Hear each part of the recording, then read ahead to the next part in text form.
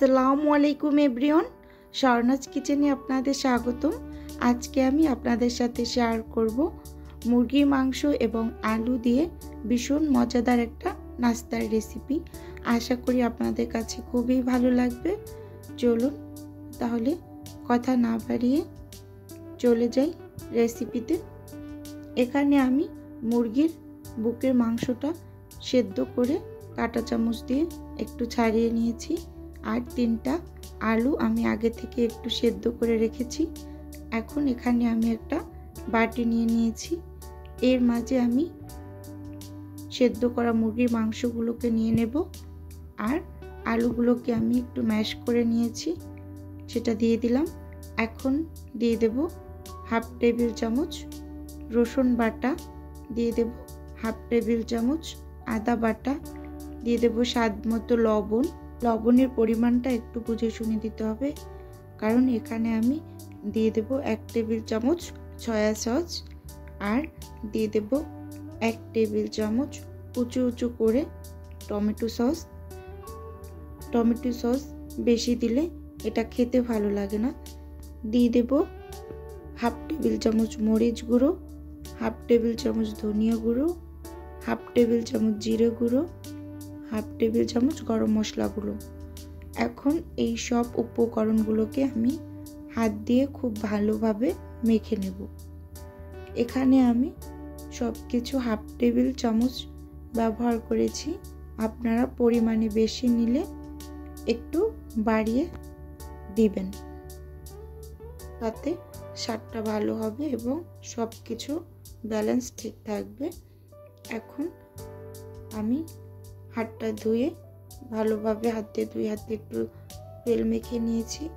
এখন আমি এটাকে গোল গোল বলের মতো শেপ করে তৈরি করে নেব। আপনারা যে কোনো শেপ করেই তৈরি করে নিতে পারেন।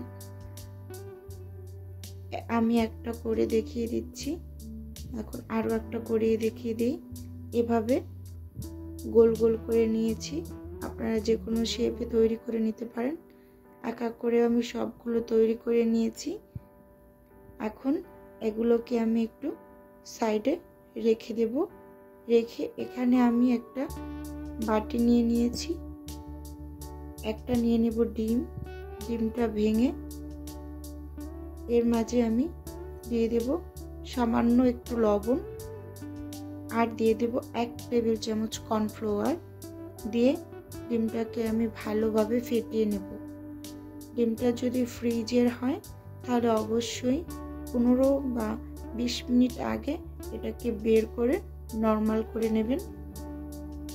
এখন এটাকে ভালোভাবে ফেটিয়ে নেওয়া হয়ে গেছে, সাইডে রেখে দিয়েছি।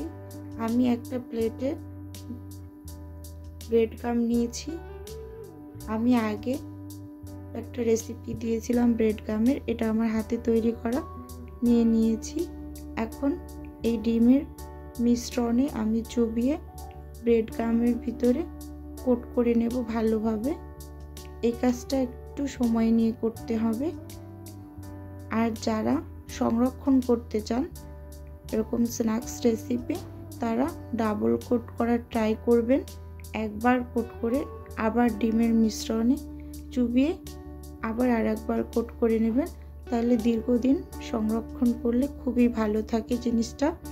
এখন আমি আরও একটা করিয়ে দেখিয়ে দিচ্ছি। এভাবে চুবিয়ে ব্রেড ক্রাম্বের মাঝে ভালোভাবে কোট করে নেব। এভাবে সবগুলোকে আমি এক এক করে নেব। এগুলো একটু ধৈর্য সহকারে করে নিতে হবে। এখন আমি সবগুলো একসাথে করে নিয়েছি। চুলোতে আমি আগে থেকেই একটা প্যান বসিয়ে তেল গরম করতে বসিয়ে রেখে দিয়েছি। এখন এক এক করে সবগুলো নাস্তা দিয়ে দেব।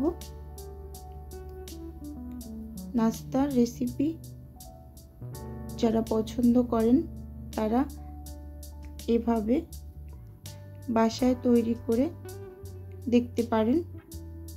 অবশ্যই ভালো লাগবে খেতে, কারণ আমার বাচ্চারা এটা খেতে খুবই পছন্দ করে এবং আমি খুব কম ঝালটা ব্যবহার করেছি যাতে বাচ্চারা খেতে পারে। ভিউয়ার্স, আপু এবং ভাইয়াদের কাছে একটাই অনুরোধ, প্লিজ ভিডিওটা দেখার শুরুতে একটা লাইক দিয়ে দেখে নেবেন এবং ভিডিওর কোনো অংশ যদি আপনার মন ছুঁয়ে যায় তাহলে প্লিজ চ্যানেলটি সাবস্ক্রাইব করার অনুরোধ রইল। এখন আমি সব নাস্তাগুলোকে ভেজে তুলে নেব তেল ঝরিয়ে। এই নাস্তাটা এভাবে তৈরি করে দিলে ছোট থেকে বড় সবাই খুব পছন্দ করে খাবে। এখন আমি একটু সার্ভ করে দেখাচ্ছি। দেখতে যতটা না সুন্দর হয়েছে, খেতে তার থেকেও ভালো হয়েছিল। আজকের ভিডিও এ পর্যন্তই। দেখা হবে অন্য কোনো ভিডিওতে। আল্লাহ হাফেজ। আসসালামু আলাইকুম।